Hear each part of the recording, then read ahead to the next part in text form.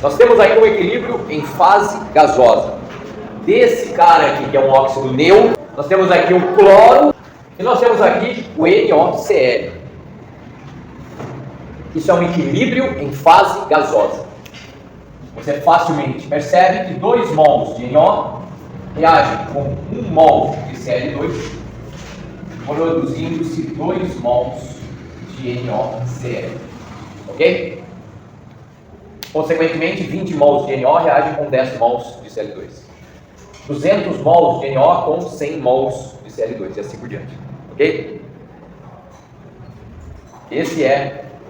Essa é a proporção estequiométrica desse equilíbrio. Essa proporção é dada em termos de mols, em termos de quantidade de matéria. Isso é o que nós chamamos de estequiometria da reação. A proporção e quantidade de matéria é a proporção estequiométrica de uma reação. Gente, vocês já devem ter reparado que a proporção que sai do balanceamento é a proporção em mols, ok? Ela não serve, por exemplo, para você dizer 2 gramas reage com 1 grama. Já entenderam isso nessa altura da química? Sim? E quando você tem substâncias sólidas ou dissolvidas em água, que é o aqui, você também não pode achar que isso seja 2 litros para 1 litro. Ou seja, não é uma proporção em volume. Mas agora preste bem atenção. Essa proporção que aqui está em mols, ela vale também para expressar a relação entre eles em volumes. 2 volumes de NO reagem com 1 volume de Cl2, produzindo 2 volumes de NaCl. Vocês sabem como é que se chama essa maneira de se expressar em volume a reação química que ocorre em fase gasosa? Lei de Gibbs-Arp. É o seguinte, existe um princípio na química que diz o seguinte: substâncias gasosas, elas, quando você tem o mesmo número de mols, você acaba tendo o mesmo volume. A equação geral dos gases nos diz isso, PV igual a nRT. Então, se você tiver 2 gases diferentes, da mesma pressão, da mesma temperatura e do mesmo volume. Se você tiver 2 gases, você tem o gás 1 e o gás 2. Ambos na mesma temperatura e pressão, olha o que dá para a gente provar. A pressão é a mesma, a temperatura é a mesma. E o R, logicamente, é o mesmo. O R é a constante dos gases, que vale 0,082 quando a pressão é dada em atmosfera e 62,3 quando a pressão é dada em milímetros de mercúrio. Então essa é a equação geral dos gases. Esta equação que eu acabo de colocar aqui é a equação de Clapeyron, que vale para gases ideais.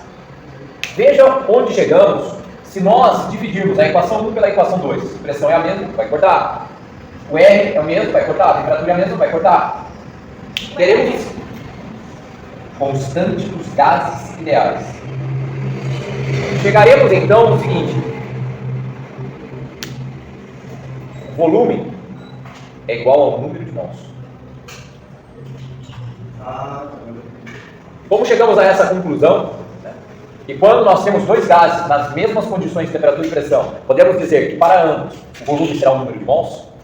Então nós poderemos dizer, bom, se para gases nas mesmas condições de temperatura e pressão, o volume deles é igual ao número de mols deles, então quando eu expresso a relação entre eles em mols, eu posso expressar a mesmíssima relação em volumes. A lei de Gibbs-Arp nos diz que quando numa reação química você tem uma proporção em mols entre as substâncias gasosas, esta mesma proporção vale para dar a relação entre eles em volumes.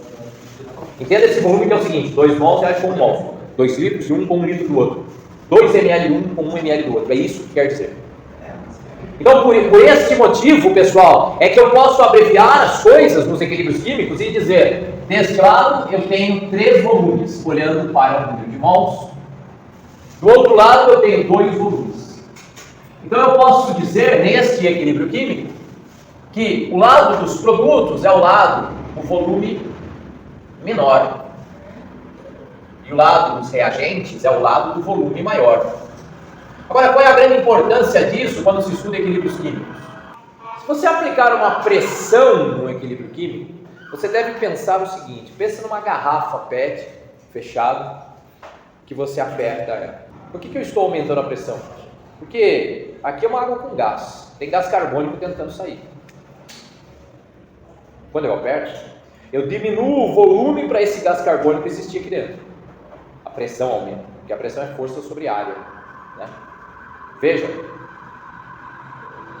quando eu aumento a pressão, porque eu estou aplicando maior força sobre a área aqui, quando eu aumento a pressão, eu diminuo o volume. Quando eu solto a pressão, o volume aumenta. Aqui dá para ver de maneira clara isso. Olha só. Lembre-se que quando eu aumento o volume, eu tenho a redução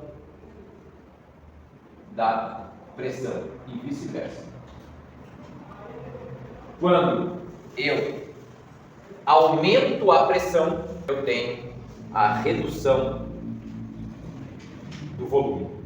Diz o princípio de Le Chatelier que se você fizer uma ação sobre o equilíbrio fará uma ação de volta, no sentido de neutralizar a sua ação.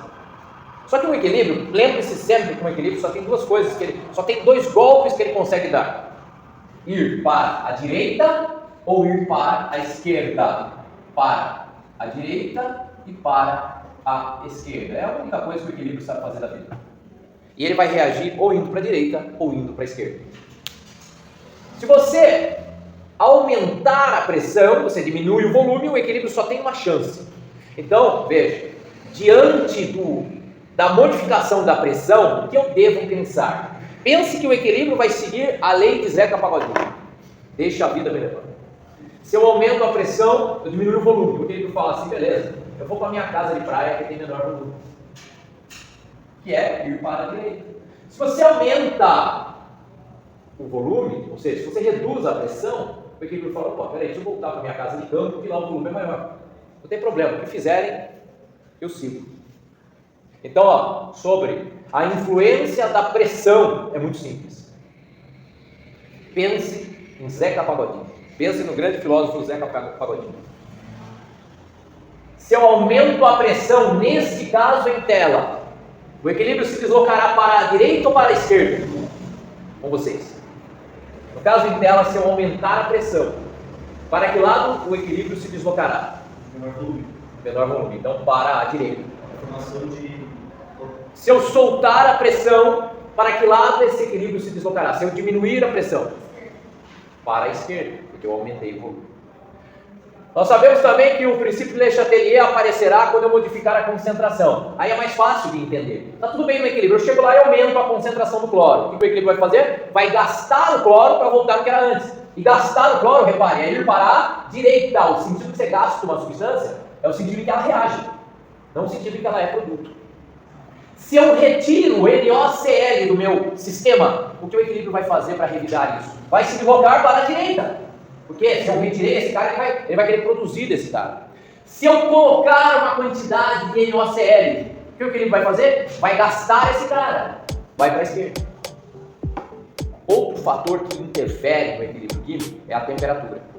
A temperatura será vista da seguinte maneira: ou o equilíbrio esfria ou aquece. Ele pode fazer isso? Pode.